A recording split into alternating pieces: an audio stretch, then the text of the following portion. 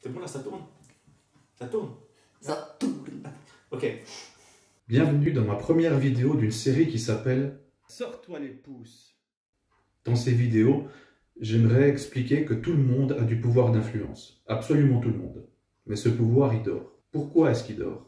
Il dort parce que tout le monde se sent impuissant. Tellement impuissant. Si impuissant que plus personne ne croit qu'on peut changer les choses. Et si on ne peut pas changer les choses, alors on est obligé de les subir. Et ça pose un gros problème. C'est d'autant plus difficile de changer les choses quand on est tout en bas de la pyramide. Quand on est vraiment tout au fond du trou. Mais moi, ce que j'aimerais dire, c'est que tout le monde a du pouvoir d'influence. Tout le monde a le pouvoir de changer les choses. Même les plus infortunés, dont je fais partie. Et dans cette vidéo, je vais te montrer comment ça fonctionne, avec mon propre exemple. Moi, au début, je voulais juste déménager. C'est juste ça. Au début, je voulais juste améliorer ma vie, quoi. Il n'y a vraiment rien de plus innocent. Donc voilà, on arrive dans cet appart qu'on n'a pas choisi, mais qu'on était sûr d'avoir. Parce que j'ai mis au point une méthode. C'est une méthode pour les prolétaires, une méthode de pauvres, une méthode pour les infortunés, pour les plus démunis, pour les nécessiteux, si tu veux.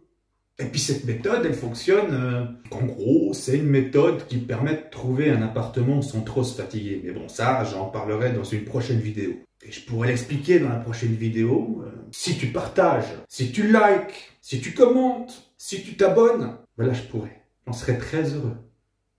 Et donc, on arrive dans cet appartement, et là, alors, je me rends compte tout de suite. Alors, tout de suite, l'immeuble, il est gigantesque. Il est gigantesque. Il monte, comme ça. 13 étages. 50 appartements. Énorme. Une cage à lapin, quoi. T'as déjà vu une cage, t'as déjà vu un lapin. Et le problème avec cet appartement, avec tous ces appartements dans cette cage à lapin, c'est les fenêtres. Des fenêtres de merde. C'est comme des Velux. Tu sais, ces Velux avec un axe au milieu, comme ça, qu'on pose sur les toits et puis qui peut s'ouvrir comme ça. Ben là, ils ont fait la même chose, sauf que les fenêtres, elles sont beaucoup plus grosses et puis qu'elles sont posées verticales sur la façade. Ce qui fait que ça s'ouvre sur un axe à 360 degrés comme ça, et quand c'est ouvert complètement, il y a la moitié du salon, on peut plus y aller, quoi. Bon, on peut se dire, ok, c'est débile, mais bon. Ok, c'est débile, mais bon, ok, on fait avec. Sauf que quand tu les fermes, les fenêtres, eh ben elles sont plus étanches. Tu sens le vent qui passe, quoi. Tu vois? Donc l'hiver, tu te cailles le cul. Dans cet immeuble, l'hiver, les gens, ils dormaient en sac de couchage, quoi, chez eux. Donc c'était absolument impossible de vivre dans cet appartement avec ses fenêtres, quoi. Enfin si, mais c'était absolument pas tolérable. Donc j'ai dit, je vais les changer. Alors là, d'abord, j'appelle le propriétaire, et il répond. Et le gars, il me dit, ouais, je sais, c'est un problème, ces fenêtres, mais je peux rien faire, parce que cet immeuble, il est protégé. Protégé comment? Bah oui, c'est protégé par la loi, c'est protégé par l'exécutif de la ville, par le gouvernement. Et donc, vous pouvez pas les changer. Il dit, ben non. Bon, au revoir. Premier mur. Donc après, j'ai fait quoi? Le gars, il me dit que c'est protégé par le gouvernement. Je téléphone au gouvernement de la ville. Je téléphone au gouvernement de la ville. Et là, le gars me répond, il m'explique qu'effectivement, c'est un immeuble protégé qu'on ne peut pas changer. Et puis moi, je dis, mais c'est pas notre problème. Ces fenêtres, elles n'isolent pas. C'est absolument intolérable à l'heure de l'écologie, parce qu'il faut surchauffer les radiateurs.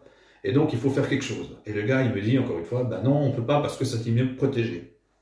Il faut comprendre par immeuble protégé que c'est un immeuble qui date des années 60, dont on vante l'architecture de hall d'entrée, dont la moitié des boîtes aux lettres sont cassées. Je veux dire, il y a des tuyaux qui fuient de partout. C'est nettoyé une fois par année. Je veux dire, c'est plus une œuvre d'art. Mais il ne faut pas y toucher, tu vois. C'est une œuvre connue et protégée par l'État.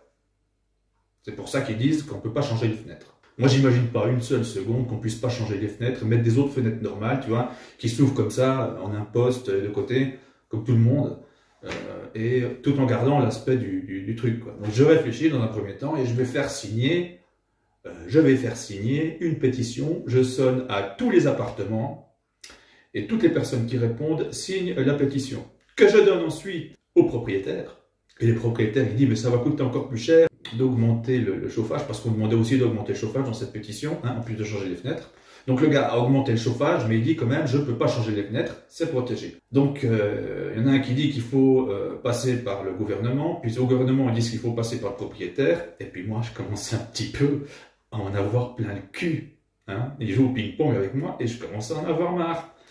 Donc j'ai réfléchi, je me dis, bon, c'est un immeuble protégé, c'est un immeuble d'État, il fonctionne mal, il est pourri, il est mal entretenu. Il y a un gros problème écologique là-dessus, je me dis, je vais appeler les médias. Et j'ai appelé quelques journaux, je leur ai demandé est-ce que le sujet vous intéresse. Il y a un immeuble protégé, et puis on empêche le propriétaire de faire des travaux, alors que ce serait absolument nécessaire. Parce qu'effectivement, il y a des gens qui vivent là-bas, il y a des bébés qui ont froid, tu vois, j'ai mis le paquet, tu vois. Et une fois que j'ai trouvé des médias qui étaient d'accord de faire un article, qui mettrait un peu la pression, eh ben j'ai recontacté le gouvernement en leur disant qu'il faudrait faire quelque chose. Sinon, ben, j'allais annoncer aux médias que l'État refusait d'aider les locataires qui vivent dans ces appartements. Et puis là, comme par magie, ça s'est débloqué. Au bout de 6 mois, il y avait déjà une réponse écrite d'un monsieur du gouvernement qu'on a pu afficher. Et puis, au bout de 2 ans, les travaux étaient faits. Ils avaient changé toutes les fenêtres de 50 appartements. On ne voit aucune différence depuis l'extérieur. Et ils ont fini les travaux le jour où on déménage ailleurs. Donc, on n'en a jamais profité. Alors, c'est quoi la morale de cette histoire? Moi, j'arrive dans cet appartement. Je vis avec le minimum vital, avec l'AI. Donc, je suis très handicapé dans mon quotidien par rapport à la vie standard qu'on peut avoir en Suisse. Mais je décide que j'accepte pas ces fenêtres. En plus, cet immeuble, il est là depuis 60 ans. Ça veut dire que ça fait plus de 60 ans que c'est comme ça. Et il n'y a personne qui a bougé. Personne dans cet immeuble, depuis 60 ans. Parce que, comme je disais, tout le monde se sent impuissant. Une fois que j'ai sonné chez eux, que je leur ai demandé de signer la pétition, tout le monde a signé.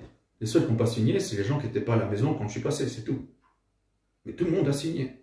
Parce que tout le monde avait ce problème, mais personne n'avait, disons, le mental, les câbles connectés de sorte qu'ils cherchent la solution, de sorte qu'ils aient la détermination. Et tout ça, ça manque. Et c'est pour ça qu'ils ne sont pas allés au bout, c'est pour ça qu'ils n'ont même pas essayé d'améliorer la situation. Et il faut être absolument déterminé. Quand un élu du gouvernement me dit non, c'est pas possible, il ne faut pas se dégonfler. Quand le propriétaire d'un immeuble aussi énorme dit non, c'est pas possible, il ne faut pas se dégonfler. Il faut chercher. Il ne faut jamais abandonner. Et à partir du moment où vous n'abandonnez jamais, le succès est assuré. C'est possible qu'il y ait des erreurs, un nombre d'erreurs avant de... Mais si vous n'arrêtez jamais, statistiquement, au bout d'un moment, vous réussissez, quoi. Le succès est assuré quand la détermination est absolue. Il faut vraiment une détermination à toute épreuve. C'est pas parce qu'on est tout seul et sans argent ou sans la santé qu'on n'a pas d'influence politique. C'est pas vrai. Tout le monde peut faire quelque chose. Il faut réapprendre à s'occuper des affaires collectives. Les gens se disent « Ah, je suis tout seul, je ne peux pas changer quoi que ce soit ». Mais c'est pas vrai. Et moi, j'en suis la preuve. Qu'est-ce que j'ai fait concrètement? Pour changer ces fenêtres qui étaient aussi étanches que mon grand-père incontinent, il a fallu que je pense autrement en fait. Que j'arrête de me sentir impuissant. Il n'y a rien eu d'extraordinaire. Et ce que j'ai fait, tout le monde peut le faire. Tout le monde aurait pu changer ces fenêtres de ces 50 appartements. Parce que tout le monde est capable de téléphoner un journal, à la presse, et d'expliquer qu'il y a un scandale dans un immeuble dans lequel on se préoccupe plus de son apparence que des gens qui vivent dedans. Tout le monde est capable de faire signer une pétition. C'est simple de sonner chez les gens, de leur expliquer, voilà, vous voulez signer cette pétition, c'est pour arranger les fenêtres. Tout le monde peut faire ça. Et ensuite, tout le monde peut appeler le gouvernement pour l'encourager à changer les fenêtres en lui présentant la possibilité d'avoir un article à scandale. Tout le monde. Merci d'avoir regardé cette vidéo. Alors maintenant, je vous demande bien sûr de la partager, de la liker. N'hésitez pas à écrire des commentaires, je répondrai à un maximum d'entre eux. Et on se reverra très très tôt dans ma prochaine vidéo au sujet de comment trouver un appartement quand on en paie une thune. Sors-toi les pouces!